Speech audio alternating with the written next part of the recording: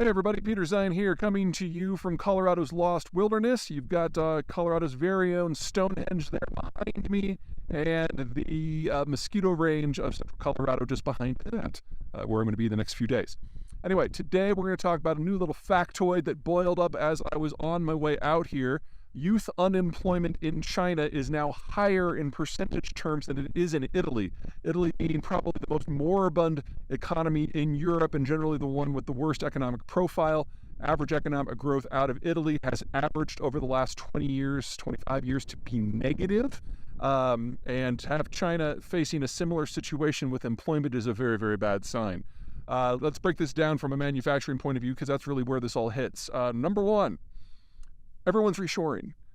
Investment is flowing out of the country. Even Chinese companies are moving. So that is a huge hit to the engineering model and the manufacturing model, because if you have a huge amount of unemployment already, that would normally say that you should be pushing down labor costs to make your jobs more competitive, your economy more competitive. That is not happening because, number two, young people in China don't want to work in manufacturing.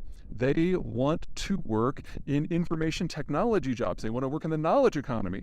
But that brings us to the third problem, is that China sucks at those things. One of the things that allows you to have a meaningful knowledge-based economy is you have to allow your people to think. And when you've got a state that specifically cracks down on any sort of independent discourse on anything, and has now reached to the point that foreigners can't even access economic data, like weather data, you cannot possibly train up a mass employment system where everyone is capable of value-added knowledge work.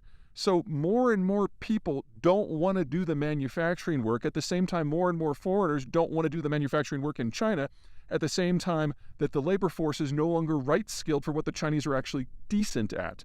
And I would argue that the Chinese aren't even all that decent at manufacturing anymore because the cost of labor keeps going up. Remember, this is a country that is in a demographic bomb.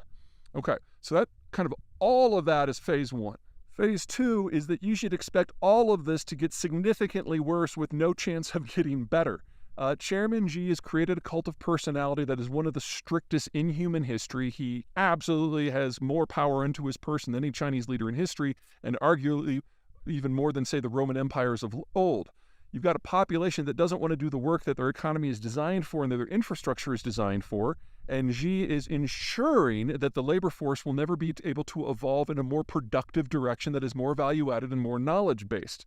This is just what the Chinese system happens to look like now. But third, and perhaps most importantly, and maybe a little sexy, is the last time the Chinese had this sort of disconnect between labor quality and the economic structure of the economy overall. You had a lot of very young people who thought they were going into the knowledge businesses who suddenly discovered those jobs were never going to be available, and they got together and they went on a long walk together and they had some protests. Now, in China, this has been suppressed, but the rest of the world knows this is the Tiananmen Square protest that ultimately led to the massacres around 1989 to 1992, triggering the change in the political system that has proceeded until now.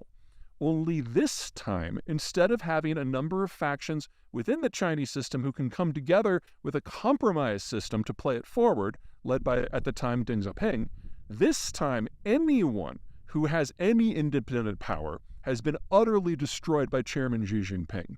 So if we do get a break because of this, this is it. This is the end. Now, I've always believed that this is going to be the last decade of the Chinese system, but the degree of narcissistic myopia that we are seeing out of Beijing really has gotten to just massive levels.